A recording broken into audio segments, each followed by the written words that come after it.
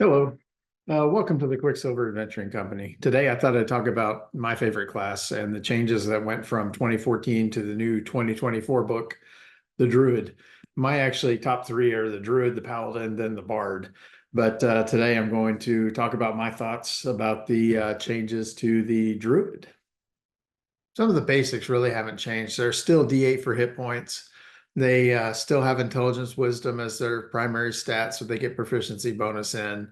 They're still proficient in, well, they do get a few extra simple weapons, but now it just simply states simple weapons instead of having a list of weapons they're proficient in out the gate. And then also they still have the same list of skills they choose from and get to pick two.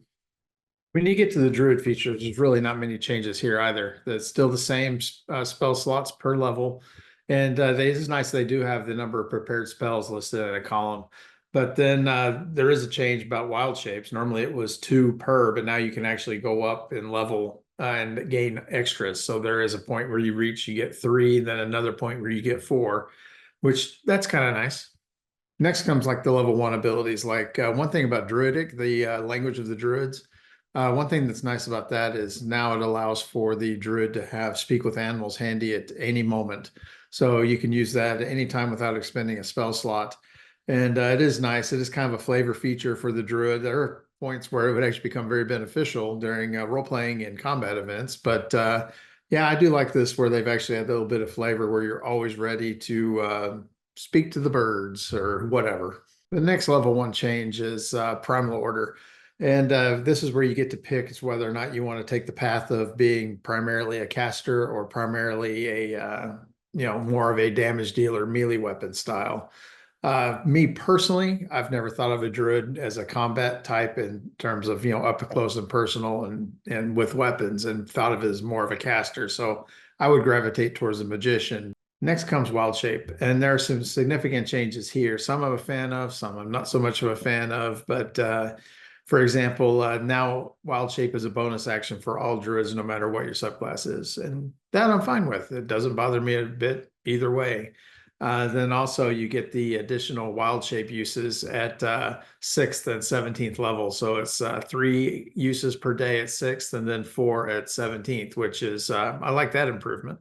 The next section with the known forms is where I kind of start having an issue, but I have not play tested it yet. But just out the gate, it bothers me that there's only you only get to have 4 known forms out the gate, and it does go up as you go up in level. So I mean, there is come a point where you can have 8 known forms a day, but it just doesn't sit well with me that somebody that grew up in a forest or a desert setting or whatever it is, you spent most of your time there, maybe you train there, and you only have 4 out the gate that whereas before it's anything that you have seen. When you do a long rest, you can actually swap these out, but it still bothers me a little bit that if I've grown up in a forest and I've seen owls and I've seen, other types of birds or badgers, you name it, but I can't change into it unless I've slept on it. I don't know, it just bothers me. I can actually see whereas somebody might be limited to the environment they grew up in, be it Arctic or that forest setting, maybe it's ocean, and maybe you're limited to beasts in that unless you've seen it. That's kind of what would make me feel a little bit better about it. Now, I have seen some videos and read some forums about actually where people like new players have trouble with the just how open it is and how many creatures that they had the options to choose from. So I just hate limiting experienced players, and those new players aren't new for long, to things like this to accommodate people that are going to be there for a short time. So like me as a DM, I would take those same new players and maybe do this limited form, or like I do remember seeing an Unearthed Arcana where they actually had a base stat block for land, aquatic, and air creatures. And you could do that for new players, but the experienced player, I much prefer having the what you've seen and what style as to what you can change into. And like when I play my druids, I would keep a list of the beasts I've seen and just know that I can change into it. When I run into new environments, I would ask my DM, I'd be like, hey, let me know what kind of beasts I may run across, and then I'll add them to my list. It's just, that's how I play it. And I just prefer it just feels more natural to me to do it that way. That being said, I do actually want to point out, like I said before, that I have not actually played it yet. So I'm going to try to keep an open mind, but my gut says that this is getting homebrewed. Another thing that they've changed is now you can speak in beast form, which I get it, but me personally, I actually kind of like role playing the aspect where I cannot actually speak to the party.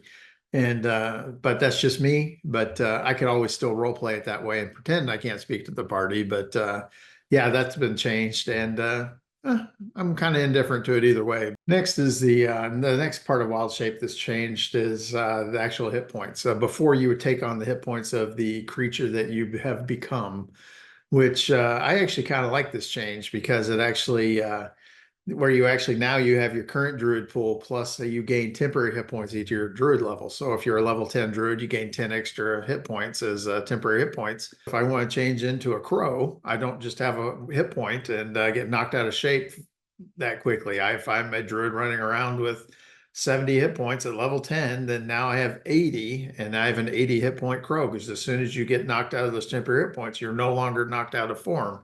So I actually personally like this change. The rest of it are pretty much the same. It's just, like objects. If you don't have a opposable thumb, you're going to have trouble gripping some things. And, it's just things like that. The game statistics, like you're going to have the strength of like if you turn into a bull or a cow or something, you're going to have that stat for physicality. But when it comes to mental, you're still going to have your intelligence. And you're not going to shape change and then all of a sudden have an intelligence of 2. The actual wild companion feature, I remember when that came out in Unearthed Arcane. I actually like it where you actually get to summon a face spirit using one of your wild shape points and have a small companion like a squirrel or whatever, you name it. But yeah, I like that, and I like that it's in the book now as an official ability. Next is Druid subclass. I'm not going to go over them now in this video, but there are 4 in the book, and they have made some changes to it. So please review them. At level 4, you get they call it still on the features grid, a ability score increase, which I find kind of odd because now the ability score increase is a feat. So why not just say you gain a feat? So I don't know. It just seems a little odd to me that they would do that. But at level 4, you get a feat, which can be the ability score increase. But yeah, so anyway, the ability score increase feat is repeatable. So it's very similar to the original, but they've just moved it to the actual feats page instead of listed within the character class, which I like, but I think they should have called it a feat. Yeah, whatever. Next to level 5 is Wild Resurgence. I actually like this one too, where you can actually take a wild shape and convert it into a spell slot once per long rest. And then also you can take spell slots and convert them into wild shapes. So you can actually wild shape even more, but you're going to be casting less. So I always found kind of the 2 limited that you had in 2014. And I like the fact that now you have 3 to 4, but this gives you even more options for wild shape because I found that I would hardly ever stay in wild shape the full duration that I could, and then I would just run out way too quickly. But this helps solve that. Next at level 7 is Elemental Fury. This is where you gain kind of like the path you chose earlier, but you either gain a physical ability or a magical ability.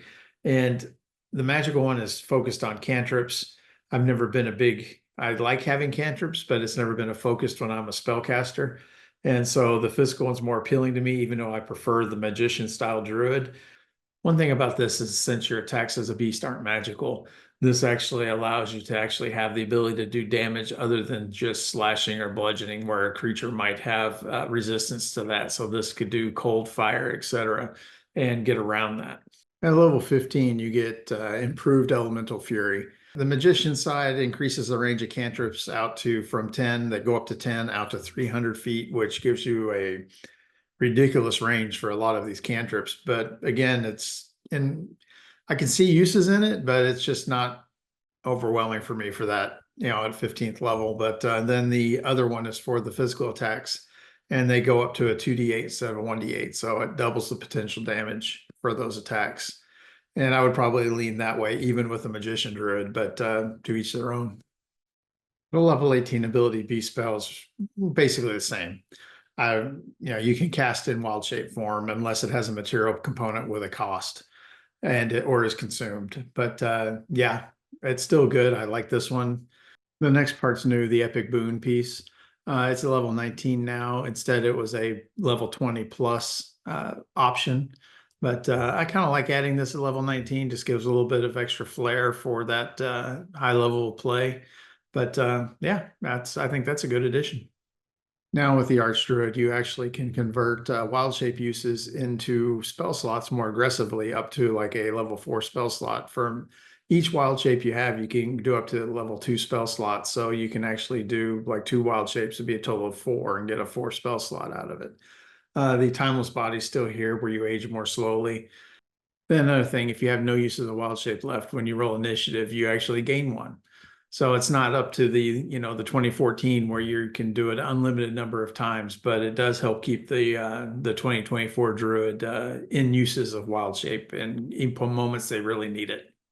Well, that's my take on the changes to the Druid. I actually like a lot of this. Still, that wild shape uses sticks in my craw, but still bothers me that if I don't have bear picked and I want to change into a bear and I have coyote picked, I have to sleep on it. And it's just, I don't know, that just still bothers me. But again, I have not play tested it, so not sure. But so I'm going to try to keep an open mind on that one. But I hope you enjoyed this video. If you like the channel, be sure to subscribe and hit like on this video. But thanks for watching.